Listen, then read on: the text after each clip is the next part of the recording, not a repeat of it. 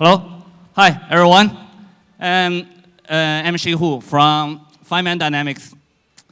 Well, actually, we are a 4-year-old baby. We are a startup with a long time. But what we do is kind of interesting because we have already got some pretty cool product called CO2 electrolyzer. What we do is to use the solar or wind power to convert the CO2 in the air into the fuel you used in the airplane. And how did we do it? First, everyone knows that in the last 10 to 20 years, the road transportation has undergone a transition from the ICE car to the EV car. But why? Because the EV car has a significantly reduced CO2 emission in its lifetime.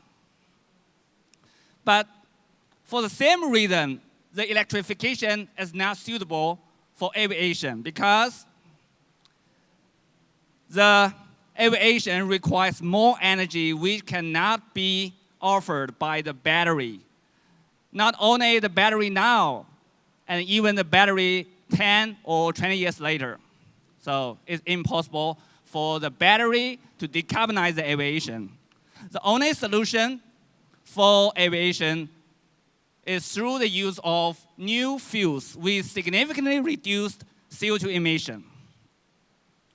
Well, actually, everyone in aviation has realized this many years ago. So since 2020, Norway has declared a mandate in 2020 for 0.5% of blending of sustainable fuels in fossil fuels. And especially in this year, the 27 countries in EU plus UK has declared a 2% minimum blending of SAF into the conventional jet fuels. Actually, it's a mandate.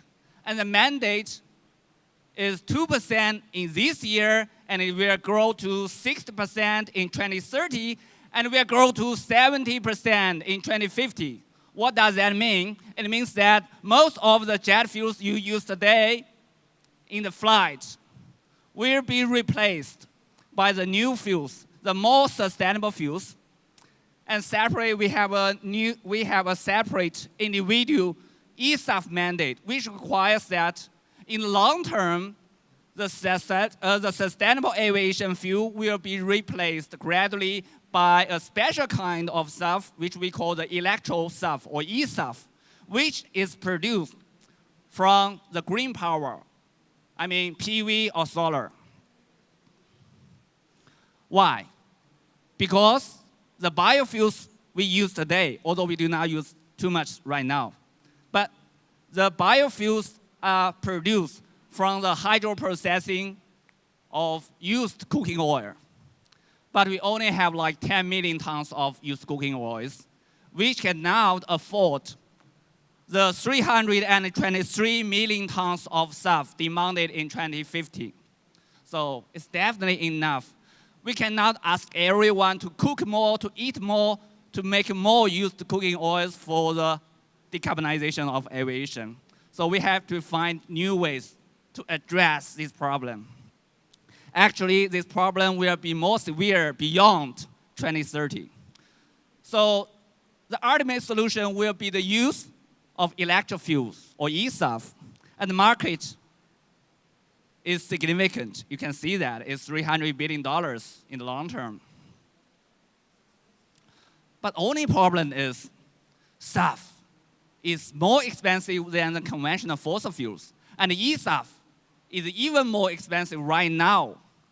But ESAF has a potential to reach cost parity, which means that it can be as cheap as the fossil fuels or even cheaper in the long term.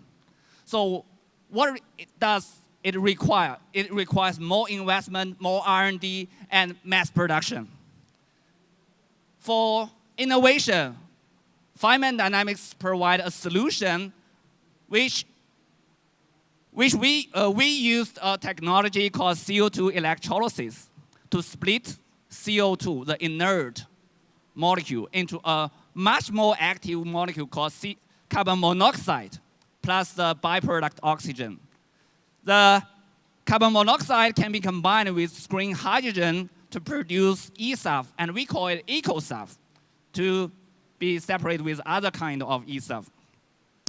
The advantage for our solution is that CO combination with the hydrogen is more efficient than the direct combination of CO2 and green hydrogen.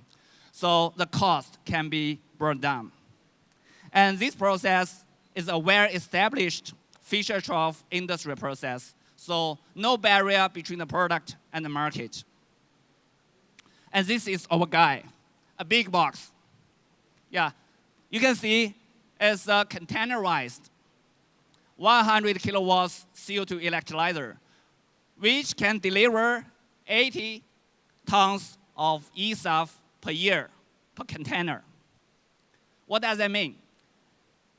This much of eSAF can bring 300 plus passengers from here to Milan in Airbus A350. Why can we do that? Because we can deliver a highly efficient CO2 electrolyzer like this. And we have a dedicated design of the CO2 electrolyzer. If you break down the electrolyzer, you can see it consists of a lot of cells stacked together, so we call it stack. For every cell, it has a dedicated design structure with cathode, anode, and the MEA. MEA is the CPU of this CO2 electrolyzer. And it consists of cathode catalyst, anode catalyst coated on the membrane. And the design of this catalyst and this MEA make our CO2 electrolyzer much more efficient than others. But we did not come to this naturally. We start from a lab in Tianjin University. This is early times, it's a bitter time. And we start, if you look at 2 years ago, we are still like this. And right now, we have a lot of products across the globe in 4 years. And there's actually a lot of things to learn from the history.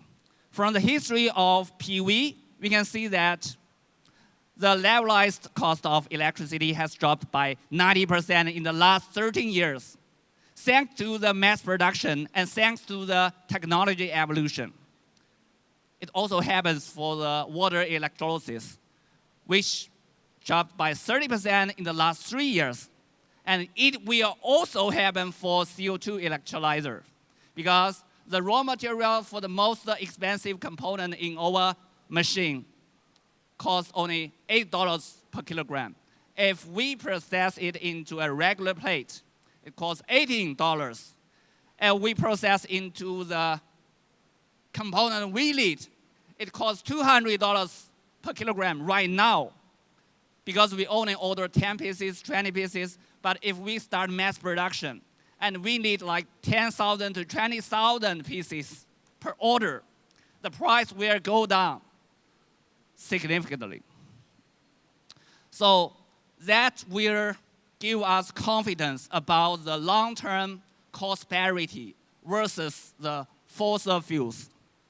You can see that right now, we can bring down the price of eSAF to below $4,000 per ton, much more expensive than fossil fuel and also biofuels. But within a few years, we'll bring the cost of eSAF into the range of conventional fossil fuels, which is produced from the crude oil within the next 10 years. We can do that if we can have enough investment. But right now, we have got investment from Tencent, Shi HU, Lightspeed, GGV, and more. And they help us to do three things. First, we will put the investment into continuous R&D to drive efficiency improvement. And we will start mass production of the component and the machines. Not by one a year, but by 1,000, 10,000 a year. And the price of the capex will go down. And the last thing we will do is to bring these electrolyzers into the areas with much lower solar and wind power cost. And that's our ultimate mission. Because what we do is to provide a CO2 electrolyzer with efficiency higher and higher. And in the long term, we will be able to deliver a CO which is competitive with the conventional CO, which will help us to reshape the whole world, because the whole world is built upon the fossil fuels. But if we can deliver a cheap CO, we can reshape the world by providing e-fuels by the combination of green CO and green hydrogen, and to reshape the steel making by using the green CO, and reshape the green chemical industry, because plastics, rubbers, fibers, every product we use today can be produced from this green CO in the future. And thank you.